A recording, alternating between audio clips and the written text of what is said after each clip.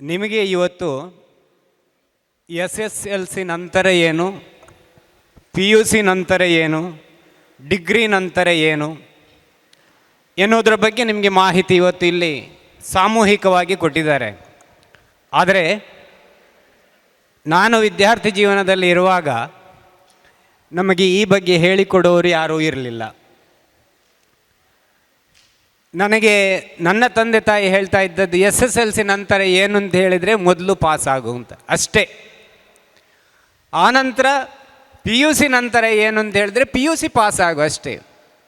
Degree ನಂತರ ಏನಂತ ಹೇಳಿದರೆ ಡಿಗ್ರಿ ಪಾಸ್ ಮಾಡು ಅಷ್ಟೇ. ಈಗ ಇರುವಂತಹ ಈ ಇಂಜಿನಿಯರ್ ಆಗಲಿ MBBS ಆಗಲಿ ಈ ಬಗ್ಗೆ ಮಾಹಿತಿ ಕೊಡೋರು ಯಾರೂ ಇರಲಿಲ್ಲ. ಈಗ ಕೂಡ ನೆನಪಿದೆ ನನಗೆ, SSLCಯಲ್ಲಿ 273 ಮಾರ್ಕ್ ನನಗೆ. ಆಗ ನಮ್ಮ ಯೋಜನೆ ಇದ್ದದೇನು, ಪಾಸಾದರೆ ಸಾಕು ಅಂತ. ಈಗ ಆ ಯೋಜನೆ ಇಲ್ಲ. ನಾವು ಪಾಸಾದರೆ ಸಾಕು ಅಂತ ಹೇಳಿದರೆ ಅವ ಫೇಲ್ ಆಗೋದು ಜಾಸ್ತಿ. ನನಗೆ ಸೆಕೆಂಡ್ ಕ್ಲಾಸ್ ಮಾರ್ಕ್ ಬರಬೇಕು ಅಂತ ಹೇಳಿದರೆ ಅವನಿಗೆ ಸಿಗುವುದು ಥರ್ಡ್ ಕ್ಲಾಸ್ ಮಾರ್ಕು. ನನಗೆ ಫಸ್ಟ್ ಕ್ಲಾಸ್ ಬರಬೇಕು ಅಂತ ಹೇಳಿದರೆ ಅವನಿಗೆ ಸೆಕೆಂಡ್ ಕ್ಲಾಸ್ ಮಾರ್ಕೇ ಬರೋದು. ಆಗ ನಮ್ಮ ಕ್ಲಾಸಲ್ಲಿ SSLCಯಲ್ಲಿ ಎಲ್ಲರ ಹತ್ರ SSLC ಬಂಧು ಅಂತ ಇತ್ತು. ಅದನ್ನು ನೋಡಿ ಪಾಸಾದವರೇ ಜಾಸ್ತಿ. ನಮಗೆ ಅದು ಯಾವುದೂ ಇಲ್ಲ, ನಾವೇ ಕಲ್ತದ್ದು ಸ್ವಂತ. ನಾನು ಎಷ್ಟು ಶಾಲೆಯಲ್ಲಿ ಎಷ್ಟು ಓದಿದ್ದೇನೆ, ಮನೆಯಲ್ಲಿ ಎಷ್ಟು ಓದಿದ್ದೇನೆ, ಅದಕ್ಕೆ ಸರಿಯಾಗಿ ಸಿಕ್ಕಿದ ಮಾರ್ಕ್ ಮಾತ್ರ. ಉದ್ಯೋಗ ಕೂಡ ಅಷ್ಟೇ. ಕಲ್ತಾದ ಮೇಲೆ ನಾನು ಹೇಳಿದೆ ನಾನು ಚಿನ್ನದ ಕೆಲಸ ಮಾಡ್ತೇನೆ ಅಂತ. ಅಪ್ಪ ಹೇಳಿದರು, ನಿನಗೆ ಇಷ್ಟು ಕಲಿಸಿದ್ದು ನಾನು ಇದಕ್ಕೇನಾ ಅಂತ. ನೋಡಿ, ನಾನು ಆಗ ಹರ್ಷವರ್ಧನ್ರ ಹತ್ರ ಹೇಳಿದ್ದೇನೆ, ನಮ್ಮದು ಸನಾತನ ಧರ್ಮ, ನಾವು ಜ್ಯೋತಿಷ್ಯವನ್ನು ನಂಬುವವರು. ಪ್ರತಿಯೊಬ್ಬನಿಗೂ ಕೂಡ ಈಗ ಹುಟ್ಟಿದ ದಿನಾಂಕ ಮತ್ತು ಹುಟ್ಟಿದ ಸಮಯ ಎರಡೂ ಗೊತ್ತಿರ್ತದೆ. ನಮಗೆ ಆಗ ಯಾರೂ ಅದನ್ನು ಬರೆದಿಟ್ಟವರು ಇಲ್ಲ, ಹೇಳಿಕೊಟ್ಟವರು ಇಲ್ಲ. ಹುಟ್ಟಿದ ಸಮಯ ಮತ್ತು ಹುಟ್ಟಿದ ದಿನಾಂಕ ಕರೆಕ್ಟ್ ಇದ್ದರೆ ಹುಟ್ಟು ಸಾವು ಆ ನಡುವಿನ ಜೀವನ ಎಲ್ಲವೂ ಅದರಲ್ಲಿ ಅಳವಡಿತವಾಗಿದೆ. ನೀವು ಏನು ಕಲಿಯಬೇಕೆನ್ನುವಂಥದ್ದು ನಿಮ್ಮ ಜಾತಕ ರೂಪಿಸ್ತದೆ. ನೀವು ಏನು ಉದ್ಯೋಗ ಮಾಡಬೇಕೆನ್ನುವಂಥದ್ದು ನಿಮ್ಮ ಜಾತಕ ಹೇಳ್ತದೆ ನಿಮಗೆ. ಮೊದಲು ಅದನ್ನು ತಿಳ್ಕೊಳ್ಬೇಕು. ಆನಂತರ ನಮ್ಮ ಜ್ಞಾನಿಗಳು ಯಾರೆಲ್ಲ ಏನೆಲ್ಲ ಹೇಳಿದ್ದಾರೆ ಅದನ್ನು ನಮ್ಮ ಜೀವನದಲ್ಲಿ ಅಳವಡಿಸಿಕೊಳ್ಳಬೇಕು. ಬಂಧುಗಳೇ, ಇವತ್ತು ಬಹಳ ದೊಡ್ಡ ಕಾರ್ಯಕ್ರಮ, ಮೊನ್ನೆ ನಿಟ್ಟೆಯಲ್ಲಿ ಕಾರ್ಯಕ್ರಮ ಮಾಡಿದರು, ಹೋಗಬೇಕಿಂತ ಇತ್ತು. ಆದರೆ 2-3 ಕಾರ್ಯಕ್ರಮಗಳ ಜಂಜಾಟದಿಂದ ನಮಗೆ ಬರಲಿಕ್ಕಾಗಲಿಲ್ಲ, ಮಿಸ್ ಮಾಡಿಕೊಂಡಿದ್ದೇನೆ. ಇವತ್ತು ಕೂಡ ನಾವು ಇಲ್ಲೇ ಇದ್ದು ನಮಗೆ ಇದನ್ನು ಆಸ್ವಾದಿಸುವಂತಹ ಯೋಗ ಸಿಕ್ಕಿಲ್ಲ. ಯಾಕಂತೇಳಿದರೆ ಕ್ಷೇತ್ರದ ವಿಚಾರದಲ್ಲಿ ನಾವು ಅಲ್ಲೇ ಇದ್ದೆವು. ಆದರೆ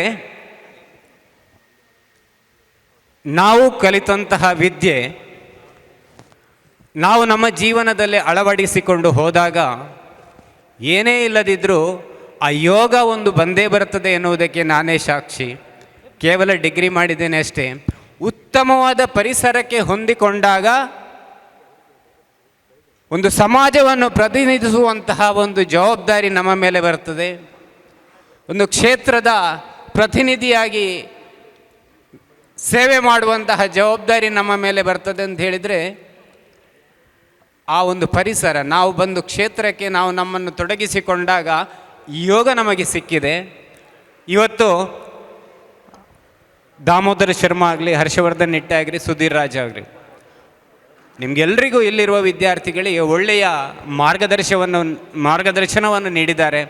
ಅದನ್ನು ಚಾಚು ತಪ್ಪದೆ ನಮ್ಮ ಜೀವನದಲ್ಲಿ, ವಿದ್ಯಾರ್ಥಿ ಜೀವನದಲ್ಲಿ ಈಗಲೇ ತಿಳ್ಕೊಂಡು ಅಳವಡಿಸಿಕೊಂಡ್ರೆ ಮಾತ್ರ ನಮ್ಮ ಜೀವನವನ್ನು ಒಳ್ಳೆಯದಾಗಿ ರೂಪಿಸಲಿಕ್ಕೆ ಆಗ್ತದೆ. ಈ ಸಂದರ್ಭದಲ್ಲಿ ಪುರಂದರ ಪುರೋಹಿತರು ಈ ಒಂದು ವ್ಯವಸ್ಥೆಯನ್ನು ಮಾಡಿಕೊಟ್ಟಿದ್ದಾರೆ.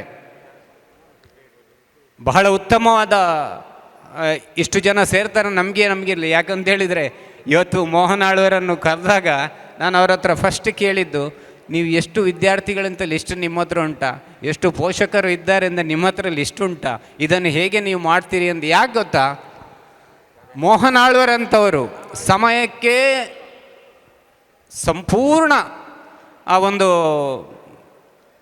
ಬೆಲೆ ಕೊಡುವವರು. 9 ಕಾಲಕ್ಕೆ ಇಲ್ಲಿದ್ದಾರೆ. 9 ಗಂಟೆ 30 ನಿಮಿಷಕ್ಕೆ ಕಾರ್ಯಕ್ರಮ ಪ್ರಾರಂಭ ಆಗಬೇಕು. 9:15ಕ್ಕೆ ಇಲ್ಲಿ ಬಂದು ಅವರು ನಮ್ಮನ್ನು ಕಾಯ್ತಾ ಇದ್ದಾರೆ. ಸಮಯಕ್ಕೆ ಎಷ್ಟು ಬೆಲೆ ಕೊಡ್ತಾ ಇದ್ದೇನೆ ಅಂತ ಹೇಳಿದರೆ, ಅವರು ನಾನು ದಿನಕ್ಕೆ 18 ಗಂಟೆ ದುಡಿತೇನೆ ಅಂತ ಹೇಳಿದರು. ಆಗ ಇಲ್ಲಿ ಅವರೇ ಹೇಳಿದರು 18 ಗಂಟೆ ದುಡಿತಾರಂತವರು, ಕೇವಲ 5 ಗಂಟೆ 6 ಗಂಟೆ ನಿದ್ದೆಗೆ ಜಾಗ್ತಾರೆ ಅವರು. ಈಗ 74 ವರ್ಷ ಅಂತೆ.